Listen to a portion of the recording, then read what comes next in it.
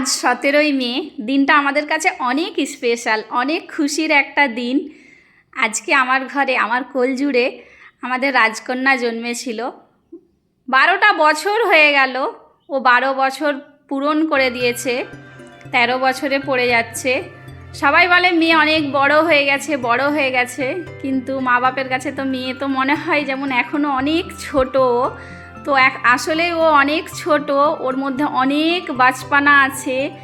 ও হচ্ছে যে একদম মিশুকে সবার সাথে, আর অনেক লাজুক টাইপের। ও আমার ভিডিওতে ক্যামেরার সামনে আসতেই চায় না, কিন্তু ভিডিও করে দেয় আমার। তো আজকে ওর জন্মদিন, ওকে সবাই অনেক অনেক ভালোবাসা দেবেন, আমার মেয়ের জন্য অনেক অনেক করে দোয়া করবেন। ও যেন ভালো একটা মানুষ হয়, সবার প্রথমে একদম, যে ও যেমন ভালো একটা মানুষ হয়, আর ওর বাবার মতো যেন খুব খুব ভালো হয়, আর যেমন সবসময় সৎ থাকে, বড় হয়, সবসময় যেমন ভালো থাকে। ওর জন্য আপনারা একটু বেশি বেশি করে দোয়া করবেন। তো ভিডিওটা সকাল থেকে স্টার্ট করেছিলাম। আসসালামু আলাইকুম, সকলে কেমন আছেন? কাছে দূরে যে যেখান থেকে দেখছেন, আশা করি সকলে ভালো আছেন, আমরাও ভালো আছি আলহামদুলিল্লাহ। সকালবেলা বাগানে গিয়ে দেখি একদম পাকা পাকা আমগুলো গাছ থেকে পড়ে গিয়েছে, তো সেগুলোই গুঁড়োচ্ছিলাম। খুব খুশির সাথে আমগুলো গুঁড়োচ্ছিলাম, একদম গাছ পাকা আম। তো এই যে একটা একটা করে ঝরে পড়ছিল আমগুলো। আর যেহেতু কাল রাতে আমাদের এখানে প্রচুর বৃষ্টি হয়েছে, তো বৃষ্টিও হয়েছে, হালকা ঝড়ও হয়েছে, তো এখানে আমি অনেকগুলো আম গুঁড়িয়ে নিয়েছি, নিয়ে বাড়ি চলে যাব, মানে সামনেই বাড়ি। তো আপনাদের ভাইয়াকে নিয়ে যে দেখাবো, উনি তো দেখে অনেক খুশি হবে, গাছের জিনিস তো। আলহামদুলিল্লাহ অনেক অনেক আম হয়েছে, আর পাকা পাকা আম দেখেই তো আমাকে যা খুশি লাগছিল না, খাওয়ার চেয়ে বেশি কিন্তু দেখতে সুন্দর লাগে গাছের জিনিস, আর সবাইকে দিতেও ভালো লাগে যে আমার গাছে হয়েছে, আমি সবাইকে দেব, সবাই খাবে। তো এটা বেশি ভালো লাগে নিজে খাওয়ার চেয়ে, আমার তো এরকমই মনে হয়। তো কাল দেখিয়েছিলাম, উষোর রাতে খেয়েছিলাম, তো তারপরের দিনে হচ্ছে যে বিয়ের যেটা নিমন্ত্রণ, সেটা আমরা বিয়ে বাড়িতে খেতে চলে গিয়েছি। আর যেহেতু মেয়ের বললাম জন্মদিন, আমরা তো জন্মদিন কখনোই সেভাবে সেলিব্রেট করিনি, মনের মধ্যে একটু খুশি থাকে, নিজেরা একটু খাওয়া দাওয়া করি, ব্যাস এটাই। জন্মদিন সেভাবে কখনোই পালন করি না। তো এটা বিয়ের খাওয়ার খেতে চলে গিয়েছিলাম, মানে বউ ভাতের খাবার। বিয়ের দিন আমরা যাইনি, তারপরের দিনের এটা মানে বউ ভাতের ভিডিও। তো এখানে হচ্ছে যে অনেক রকমের খাবার দিয়েছিল, আর হচ্ছে যে বিরিয়ানি বানিয়েছিল। তো সেগুলোই এই যে একটা একটা করে খেয়ে নেব। প্রথমে পকোড়া দিয়েছিল, ভেজিটেবিল চপ আর স্যালাড দিয়েছিল, এগুলো দিয়েই খাচ্ছিলাম। তারপরে নান বানিয়েছিল, আর ওই মটর পনির বানিয়েছিল। তো নাস্তায় এগুলোই দিচ্ছিল একটা একটা করে। তো যারা এতক্ষণ ভিডিওটা দেখছেন, এখনও একটা লাইক দেননি, প্লিজ একটা লাইক দিয়ে আমার চ্যানেলটাকে সাবস্ক্রাইব করে আমার পাশে থেকে যেতে পারেন। নতুন বন্ধু হয়ে থাকলে, ভিডিওর কোথাও কোনো অংশ ভালো লেগে থাকলে প্লিজ চ্যানেলটাকে সাবস্ক্রাইব করে নেবেন। আর পুরাতন বন্ধু যারা আগে থেকেই সাব করে রেখেছেন, সকলকে তো অসংখ্য ধন্যবাদ এভাবেই ভালোবাসা দেওয়ার জন্য, আমাদের পাশে থাকার জন্য। তো এখানে এই যে কোল্ড ড্রিঙ্কস দিয়ে গিয়েছিল, তো ওটাও খাচ্ছিলাম, গল্প করছিলাম, অনেকের সাথেই দেখা হচ্ছিল। বললাম নেমন্তন্ন বাড়িতে কিন্তু সবার সাথে দেখা হয়, তো খুবই ভালো লাগে, সবার সাথে কথাবার্তা বলি। তারপরে এই যে বিরিয়ানি আর চিকেন চাপ, চিকেন বিরিয়ানি, চিকেন চাপ তো দিয়ে গিয়েছিল, এগুলোই খেয়ে হচ্ছে যে বাড়ি চলে আসব। আর মেয়ের জন্য সেভাবে কিচ্ছু সারপ্রাইজ প্ল্যান করিনি। তো সামান্য ওর পাপা কেক নিয়ে আসছিল, মানে বলে দিয়েছিলাম। তো মেয়ে তো হচ্ছে যে এক ফ্লেভারের কেক আবার পছন্দ করে না, ও অন্য রকম কেক টেস্ট করতে পছন্দ করে। তো ওর পাপা ওই জন্য অন্য অন্য রকমের ছোট ছোট কেক নিয়ে আসছে, যেটা ও পছন্দ করে। যেহেতু বাড়িতে তো কেউ নেই, শাশুড়ি মাও ছিল না, বিয়ে বাড়িতে ছিল, তো আমি, মেয়ে আর আপনাদের ভাইয়াই রয়েছি। এই যে সামান্য সেলিব্রেশনই বলতে পারেন, বা খুশি বলতে পারেন, যেহেতু এই দিনটায় আমরা অনেক অনেক খুশি। বললাম না আমার বাড়িতে রাজকন্যা এসেছে।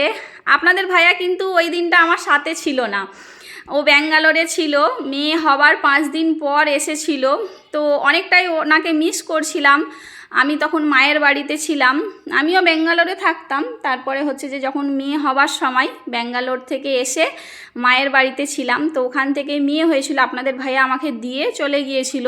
তো মেয়ে হবার পরে আপনাদের ভাইয়া আসছিল, এখনও বলে যে আমি যদি থাকতাম খুব ভালো হতো, আমি আসতে পারি না, তখন কিন্তু আসতে পারেনি কাজের চাপের জন্য।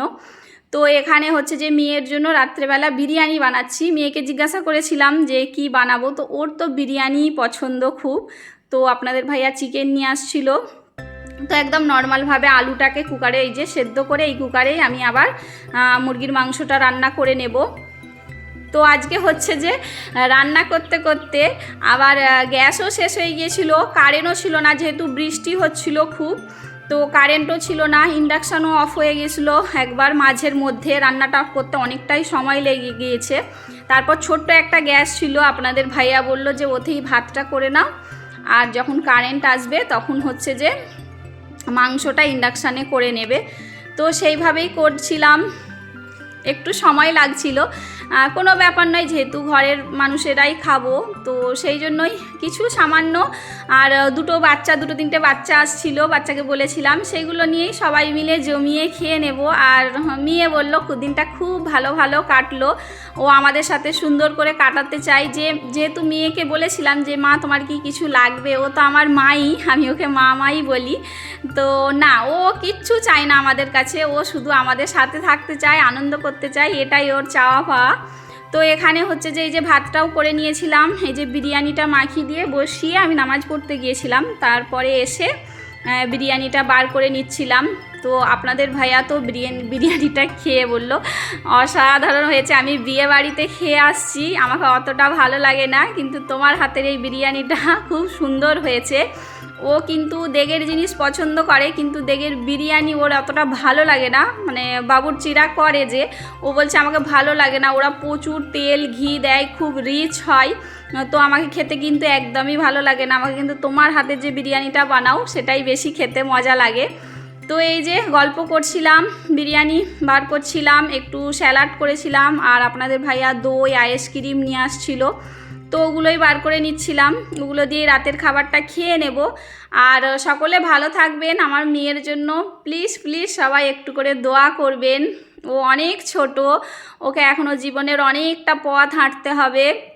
ও যেমন ভালো থাকে, ভালো মানুষ তৈরি হয়, আর খুব যেমন ভালো থাকে, ওর জীবনে যেমন দুঃখ কষ্ট কিছুই না থাকে, দুঃখ কষ্ট নিয়ে মানুষের জীবন, তবুও আমি তো মা, আমি কখনোই চাইবো না মেয়ে দুঃখ কষ্টতে থাকুক, মেয়ে সব সময় যেমন সুখে শান্তিতে থাকে, ভালো থাকে। যেহেতু আস্তে আস্তে সবাই দেখে বলে মেয়ে অনেক বড় হয়ে গেছে, অনেক লম্বা মেয়ে, ওর বাবার মতো লম্বা হয়েছে, তো দেখতে তো অনেক লম্বাই লাগে, তো সবাই বলে মেয়ে অনেক বড় হয়ে গেছে, কিন্তু আমাদের কাছে এখনও আজও মনে হয় যে অনেক ছোট। তো ও শুক্রবার দিন জন্ম হয়েছিল, আসলে শুক্রবার দিনটা তো অনেক খুশির দিন। সকলে ভালো থাকবেন, আল্লাহ হাফেজ।